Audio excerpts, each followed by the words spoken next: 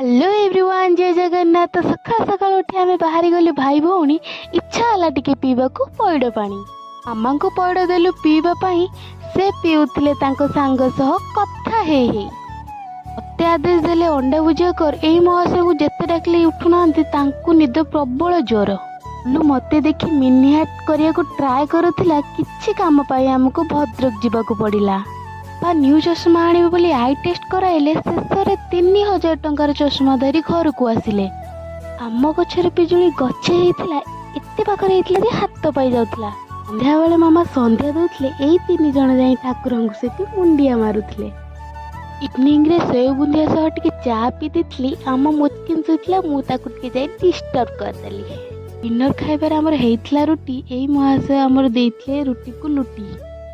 यही 3 जन शोते मुंड जोड़ा जोड़ी हुई। आपण मैंने मो चैनल को सब्सक्राइब करूना कौन पाई।